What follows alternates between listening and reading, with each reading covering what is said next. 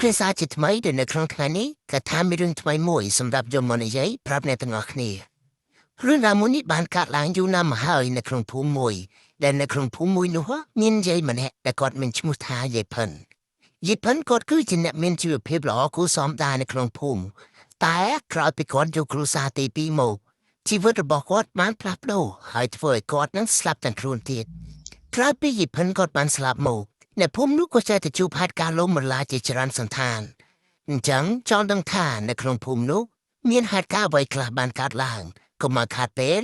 តោះចូលទៅរកសាច់ព្រេងយើងទាំងអស់គ្នារឿងរ៉ាវមួយនេះខ្ញុំបានទទួលពីប្អូនស្រីម្នាក់ដែលគាត់សុំមិនបញ្ចេញឈ្មោះទេអញ្ចឹងខ្ញុំសូមដាក់ឈ្មោះគាត់ថាចិន្តាទៅចុះដែលរឿងនេះគាត់បានដឹងតមកពីម្ដាយគាត់ដែរទេហើយខ្ញុំសូមដាក់ឈ្មោះម្ដាយរបស់គាត់ថាមិនថាទៅចុះដើម្បីកុំឲ្យអ្នកទាំងអស់គ្នាស្ដាប់ច្រឡំរឿងដែលបានចែករំលែកនេះគឺបានកើតឡើងនៅក្នុងភូមិរបស់ម្ដាយគាត់តែម្ដងកាលពីក្នុងឆ្នាំ1993ឯណោះតាំងពីជំនាន់ម្ដាយរបស់គាត់នៅកំមុំនៅឡើយហើយគិតមកដល់បច្ចុប្បន្នហ្នឹងគឺវាមានរយៈពេល31ឆ្នាំទៅហើយដោយការនោះគាត់ថានៅក្នុងភូមិនោះមានយាយម្នាក់ដែលមានឈ្មោះថាយាយផិនបាននិយាយពីប្រវត្តិរបស់យាយផិនដំបូងឡើយគាត់គឺជាស្ត្រីមេម៉ាយដ៏ស្ដុកស្ដម្នាក់នៅក្នុងភូមិតែគាត់មិនមានកូនទេទ្រព្យរបស់គាត់គឺមានច្រើនមែនទែនមានទាំងដីភូមិនិងដីចម្ការជាច្រើនកន្លែងហើយដីទាំងនោះគាត់ធ្វើចម្ការខ្លួនឯងខ្លះនិងជួលឲ្យគេខ្លះហើយក៏ឆ្លៀតពីការងារចម្ការហ្នឹងគាត់ក៏មិននៅទំនេរដែរគាត់ក៏មានដាំជាបន្លាយជុំវិញផ្ទះទុកក្រាន់លក់បានលុយថ្លៃម្ហូបប្រចាំថ្ងៃដែរតែសំណាងមិនល្អក្រោយពីគាត់បានយកគ្រួសារទី2មកជីវិតរបស់គាត់ក៏ប្រែប្រួលដោយសារតែគាត់នឹងយកប៉ះប្តីជាអ្នកលេងល្បែងដែលប្តីគាត់នោះមួយថ្ងៃអត់មានគិតធ្វើការងារអីនោះទេដីចម្ការមានប៉ុន្តែអត់ធ្វើទេដោយសុខចិត្តជួលឲ្យគេដដែលហើយគាត់នឹងគិតតែទៅចំណាយពេលលេងឲ្យប៉ោងជុលមន់រាល់ថ្ងៃចេញពីព្រឹកដល់យប់បានត្រឡប់មកផ្ទះវិញការដែលធ្វើទង្វើបែបហ្នឹងពីមួយថ្ងៃទៅមួយថ្ងៃគាត់ក៏បានលួងលោមយាយផិនហ្នឹងលក់ដីចម្ការអស់ដោយនៅសល់តែដីភូមិនិងដីចម្ការមួយកន្លែងតែប៉ុណ្ណោះហើយលុយដែលលក់បានទាំងប្រមាណណាគឺត្រូវប្តីគាត់យកទៅលេងល្បែងចាញ់ខ្ទេចអស់តែម្ដង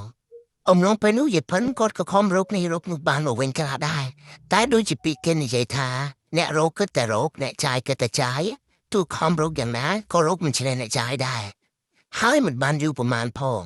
ដីភូមិនឹងផ្ទះដែលគាត់កំពុងរស់នៅសប្តាហ៍ថ្ងៃនោះក៏ត្រូវប្តីគាត់លក់អស់ទៀតដើម្បីសងបំណុលគេដោយសារតែចាញ់ល្បែងណាហើយពេលនោះហើយគាត់ក៏សល់តែដីចម្ការតែមួយកន្លែងតែប៉ុណ្ណោះដែលដីនឹងនៅជាប់មាត់អូ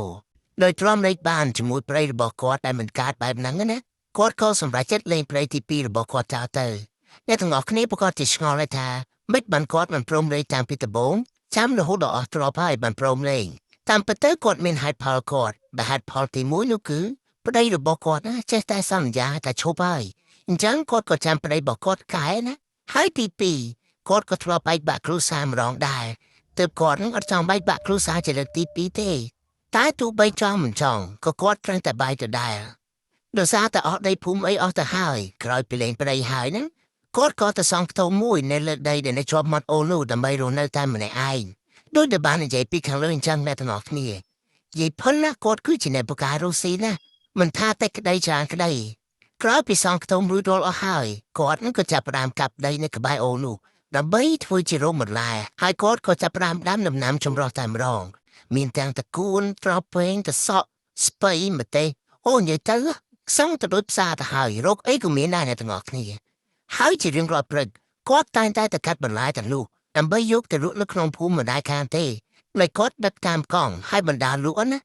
ការលក់របស់គាត់ប្រចាំថ្ងៃនេះគ្រាន់បានធូររួចលុយថ្លៃម្ហូបនិងសន្សំបានខ្លះដែរចំណែកដែលដីនៅសល់ទាំងប្រមាណទៀតគាត់ក៏ដាំជាពោតក្រហមបានប្រហែលជា1ហិកតាដែរដែលនោះជាចំណូលគោលរបស់គាត់តែម្ដងនេះមកនិយាយពីខ្ទមរបស់គាត់វិញគឺនៅឆ្ងាយពីមាត់អូខ្ទមប្រហែលជា20ម៉ែត្រដែលពេលចុះមកត្រង់មកហ្នឹងគឺគាត់ធ្វើជាកំពង់ទឹកសម្រាប់ងូតទឹករាល់ថ្ងៃ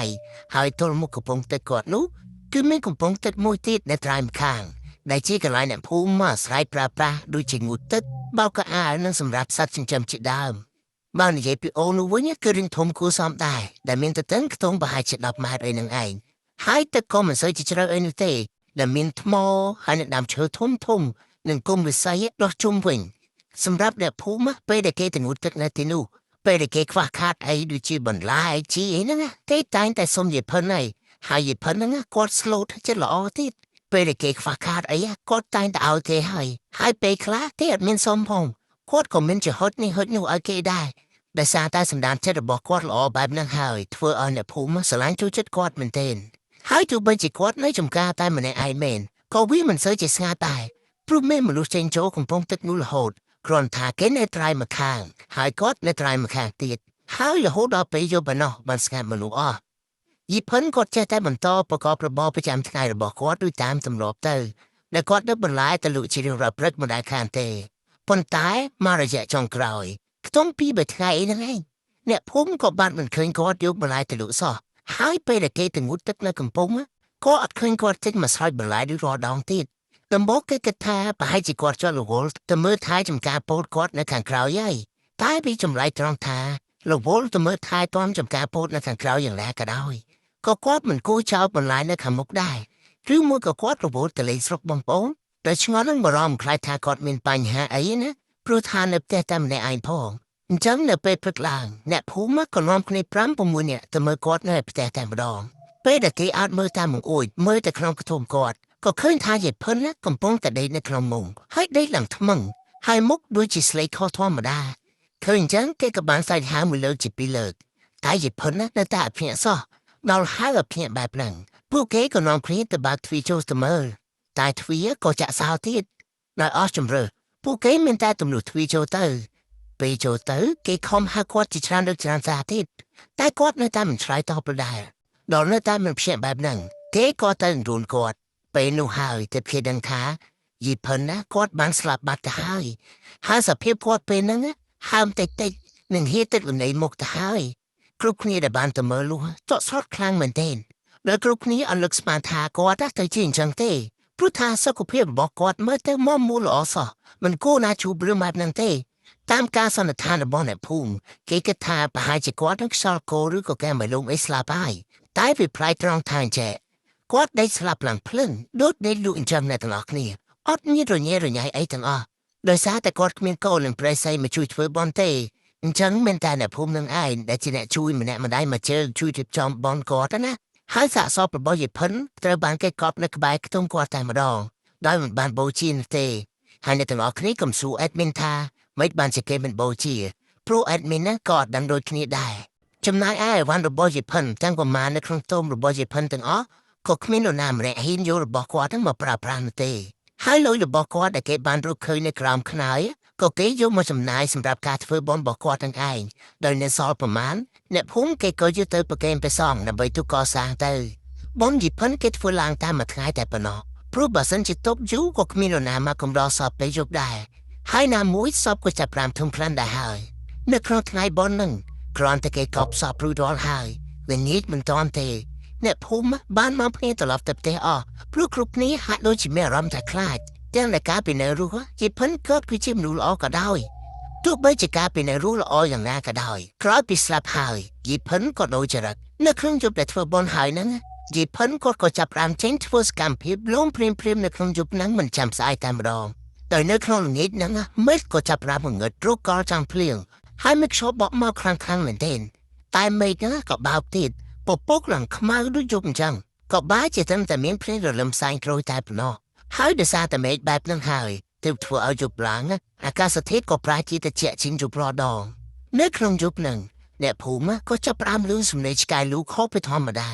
គូផ្សំនឹងអាកាសធាតុដ៏ត្រជាក់ទៀតអ្នកភូមិទាំងអស់គ្នាក៏ចាប់ផ្ដើមខ្លាចខ្មោចយីផិនហើយក៏នាំគ្នាចូលទៅសង្ងំក្នុងផ្ទះរៀងខ្លួនតាំងពីព្រលប់នៅក្នុងយប់ហ្នឹងវាចាស់ទៀតតែទាំងអស់គ្នាពីក្បាលរញ៉េមេឃអ៊ូអំប្រូភ្លៀង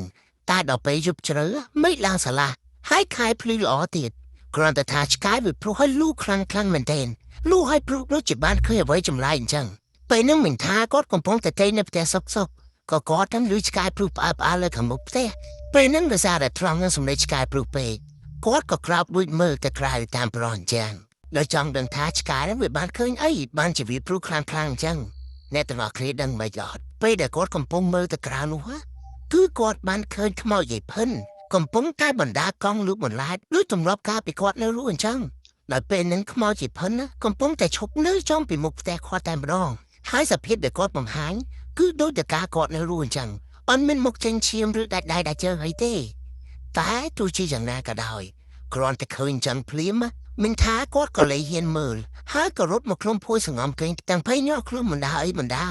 បានមកសទុក្រោយមកឆ្កែនៅមុខផ្ទះគាត់ក៏ឈប់ព្រុសហើយឆ្កែនៅផ្ទះផ្សេងទៀតក៏ចាប់ផ្ដើមបន្តព្រុសម្ដងពេលនោះមិនថាគាត់ក៏ខំសម្រួលអារម្មណ៍ហើយគាត់ក៏សងំកេងលុបបាត់ទៅលុះដល់ព្រឹកឡើងគាត់មិនទាន់បានយករឿងដែលគាត់បានជួបហ្នឹងទៅប្រាប់នរណានៅក្នុងផ្ទះទេរហូតដល់ពេលល្ងាចឡើងខ្ទង់ម៉ោង4មីងថាក៏ដូចជាអ្នកភូមិផ្សេងទៀតដែលនៅផ្ទះជិតៗគ្នាហើយមានអាយុសកលគ្នាហ្នឹងបានបបួលគ្នាទៅងូតទឹកនៅកំពង់តាមទម្លាប់តាមពិតទៅពួកគាត់ខ្លាចដែរតែគិតថាវាថ្ងៃអញ្ចឹងមិនអីទេកុំឲ្យតែជប់ហើយណាមួយបើមិនងូតទឹកប្រកាសជាបាយក្រាន់គ្លៀកដេកមិនលូកមិនខានទេនៅក្នុងយប់ហ្នឹងពេលកំពុងងូតទឹកពួកគាត់ក៏និយាយគ្នាលេងហើយក៏ខ្លួននិយាយដល់រឿងការប្រយុទ្ធមិញអញ្ចឹងពួកគាត់ក៏សួរគ្នាថាយប់មិញមានលូឆ្កែលូខ្លាំងអត់អ្នកផ្សេងក៏ឆ្លើយថាថៃមិនលឺបើឆ្កែមកភូមិមានលូសឹងតែទាំងអស់ហើយពេលនោះមិនថាគាត់ក៏លូកមាត់និយាយជាមួយគេដែរថាយប់មិញមិនត្រឹមតែលឺឆ្កែលូទេអញថែមតែឃើញស្រស់ទៀតគ្រាន់តែលឺមិនថានិយាយអញ្ចឹងអ្នកផ្សេងក៏និយាយកាត់គាត់ពេញភ្លាមថាកុំមាត់និយាយឲ្យគ្នាគាត់នឹងក៏ធ្វើភ្នែកក្លាប់ហាក់ដូចជាចង់ប្រាប់គ្នាគាត់ថាកុំឲ្យនិយាយរឿងនឹងទៀតពេលហ្នឹងពួកគាត់ក៏បន្តងូតទឹកដែលបដូរប្រធានបទផ្សេងមកនិយាយវិញកំពុងតែងូតទឹកចិត្តហើយពួកគាត់នឹងក៏លឺសំឡេងដូចជាឆ្នាំងធ្លាក់លើស៊ុបគ្រឿងនៅក្នុងខ្ទមរបស់យីផិនពេលដែលលឺសំឡេងបែបហ្នឹងពួកគាត់ក៏មើលមុខគ្នាហើយក៏និយាយបន្លប់ថាឆ្មាហ្នឹងនិយាយហើយក៏ងូតទឹកបន្ត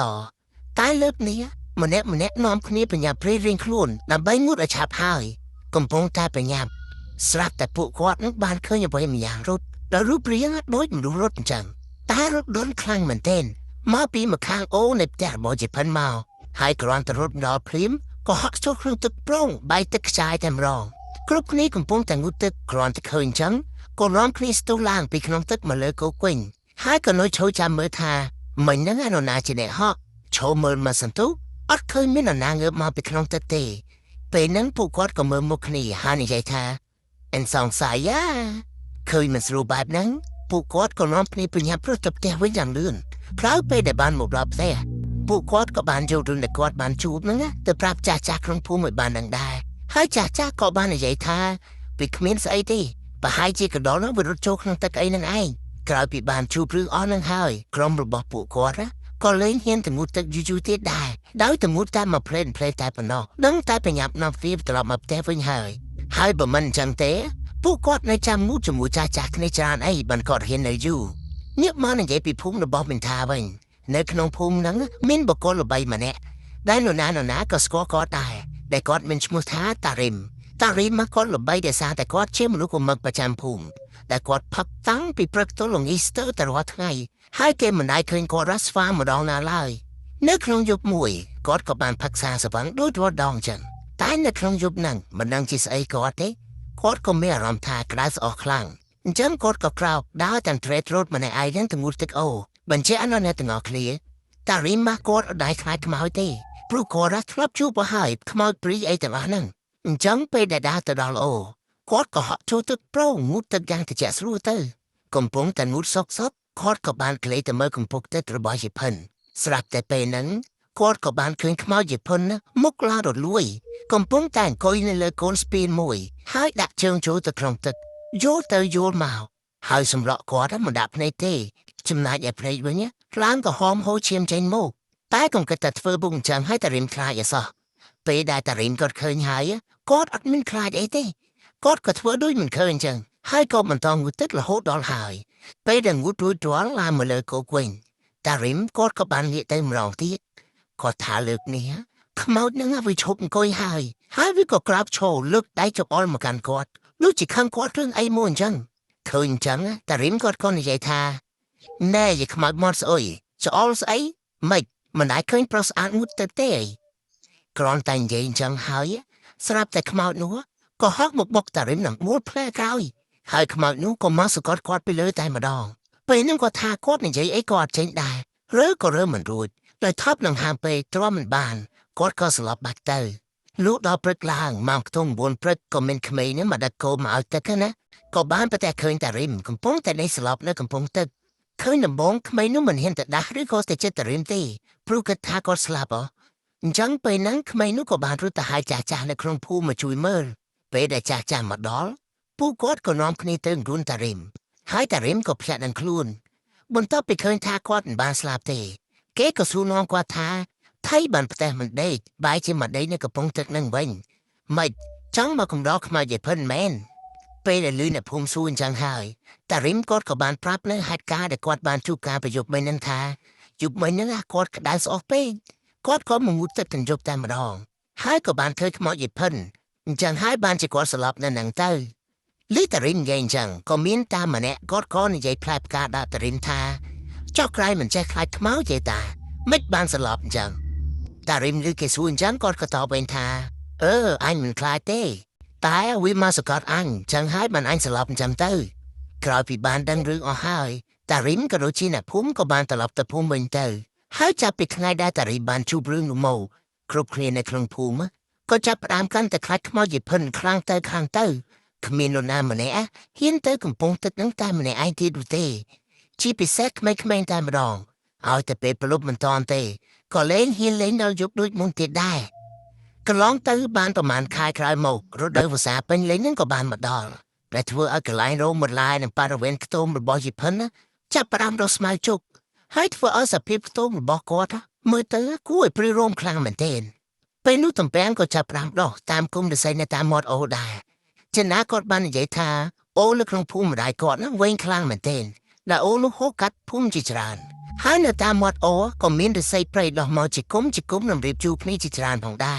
เนี่ยพุ่มมาเอาแต่ดอกขายแถบพลื่นจังคือเกยดังแต่นอนพลีแต่จิตำแปงไงหายในคลาก็ชิดยุตลุเตอในคลาที่ก็จิตำแปงให้ยมมาทัวชูจิดามตายมาในครั้งสอบเอ็ดมินบ่เนี่ยเกยหาตำแปงชูเตในตลาดนี่เกยหาตำแปงชูจะสอบในตลาดนี่เว้นเกยหาไม่ได้คงพลีจูกับมันพอไหมนั่นไงบ้านในใจเป็นนักจิตต้มบ่อยพันไปก็มิ้นตำแปงบวนพรามคมทมได้ตายเนี่ยพุ่มอดมิ้นน่ะเฮดจิเตพรุกคลายลูกดอกไทยมวยก็มิ้นเนี่ยได้จิตำแปงขมิ้นมาครองมาไปพุ่งชายนะด้อยเหมือนบ้านดังปีประวัติในครั้งละมันนั่นเต้ผู้เก๋ก็บ้านด้ามาด้อมมาดมแต่จิพันนั่งหายไปนั่งในใจแต่ผู้เคยนั่งสบายจัดคลั่งมันเต้นไปได้คืนตำแปงโดนจิจรานเป็นคุ้มหรือใส่กระบะแต่จิพันนู่แต่มันมองอยู่ผู้เก๋ก็จับราทัวกาจิบ้านตำแปงจรานมันเต้นหายไปได้จิหายผู้เก๋นั่นก็บ้านด้าเลงจมเป็นกระตุ้มได้แต่คืนจากกระตุ้มลูกกิตุกเจ้าขมิ้นรู้เนิ่นจังผู้เก๋นั่นก็ชีวิตใบบรรลายเยอะแต่ทานพระทิศคราปีมอปิจิตำแปงนั่งใบบรรลายนักลายนุกเป็นบ้านประมาณคล้ายกระไรโมก็มินจ่าบุญปรามเนะได้เชี่ยพุ่งนายขมิ้นตังลัวบ้านมาครองพุ่มระบอมเป็นท่าดำใบซูมอมปีประวัติกระตุ้มมวยได้เกตุกเจ้านุแน่ตั้งออฟเนดังท่าได้ซาไอออดคือเดือดซาแต่ขมิ้นมาจิตตำแปงตังลัวไปได้ตลอดตับแต่ไว้พวกเกนั่นก็จับรามชื่อได้ครูนหาก็จะแต่สายทาเคยขมาวจะโชว์หนึ่งหมกเต้หลายพวกเกบันเชียการะย้อนเนี้ยจมไรเหมือนเต้นหายในครั้งยกครั้งคล้ายเด็กเกบ้านตลอดมาไปจีตะแปงลูกไปแต่พวกเกเดียพวกเกก็ได้จะสอบสายเอาได้ขมิ้นบ้านเต้เราไปได้พวกได้แต่บอกพวกเกเคยแบบนั่งผู้กอดก็สู้คนท่าหายบ้านแต่ทั่วไอเกเนินหน้าบ้านที่มาไว้เนื้อใจตายกระตระย้อนจังไปนั่งผู้เกนก็ปรามาพวกบอกผู้เกท่ากาปิดไงผู้เกบานแต่จิตตำแปงหนึ่งใบบรรลายนักกลายกระปงตึกมากลายและมีขโตมวยเกตุกเจ้าในครองภูมวยหายไปแล้วตลอดมาไว้นั้นก็แจ้แต่คืนสมาสตรงและมุกแต่หายได้ยิสอบคืนท้ามีขมาเย่มาเนี่ยเกมาตีบรรลายนั้นตำแปงเกวิ่งกลายไปลือโกนใหญ่ปราบแบบนั้นหายเตอผู้กอดมาครองภูมิระบอบมินทาดำใบสูนวมทากโตมลูกมีนไอแมนบ้านจีมินขมานี่มาตามคนกอดจังไปนั่งแหละในครองพุ่มกับบานปราบกอดทากโตมนั่งทรอบมินเนสลับให้เนสลับนู้คือจีมาจากได้นั่งไกลนั่งไอให้เนพุ่มต่อแล้วก็เลิกมานุโลมได้กลายเป็นบ้านดังเรื่องราวให้พุ่มได้ระบอกไม่แต่ลูกก็บ้านทั่วที่สำนักนำใบแต่สายส่งกับมาโตเกแต่ตามจำเนระบอกผู้กอดเตอนำใบขมานั่งมาตามเราเรื่องโกนกอดตีดกลายหมกตีแต่ผู้มาจำนวนไปได้แต่งุดตึกในกระปงนู้ตั้งแต่ล้อลื่นในใจท่าบ้านลื่นสำเร็จจำลายทิ้งมาเป็นครั้งต้มบ่อยใจพันโมกดูจีสำเร็จเดินจานชนะกับเชือพังจีดามหายไปคล้าก็ลื่นจีสำเร็จสายจำลายทิ้งมาเป็นครั้งต้มนั้นก็มีได้แต่ซาแต่เกกท่าปะเลิงระบอยใจพันนะประกอบจีเนจำจิมโตเหมือนพรมแต่ฉาบจีเต ចឹងហើយទើបអ្នកភូមិសម្រេចចិត្តនាំគ្នាទៅរੂរើខ្ទមនោះចេញដើម្បីកុំឲ្យយាយផិនហ្នឹងគាត់នៅទីហ្នឹងទៀតឲ្យទៅចាប់ជាបាត់បាត់ទៅតែការគិតខុសពីការពិតអ្នកទាំងអស់គ្នាក្រោយពីបានរੂរើខ្ទមនោះហើយអ្នកភូមិនៅគ្មានបានសុខនោះទេហើយជួបរឿងចម្លែកទាំងថ្ងៃក៏មានដែរដោយមានអ្នកខ្លះបាននិយាយថាពេលដែលពួកគាត់បានទៅងូតទឹកពេលល្ងាចឡើងក៏ចេះតែឃើញសត្វពស់ធំវានៅត្រៃមកខាងអូហើយពេលដែលពួកគាត់ដេញតាមវាពស់នោះក៏ពស់នោះបាត់ឈឹងមិនដឹងទៅណាទេមកផ្លេតហ្នឹងចំណែកឯអ្នកខ្លះទៀតពេលដែលដើរបានត្រីនៅតាមមាត់អូក៏ឃើញមានត្រីធំហើយនៅកន្លែងកំពង់ទឹកហ្នឹងហើយពេលដែលចុះទៅបាញ់ក៏បាត់ត្រីទាំងអស់នោះឈឹង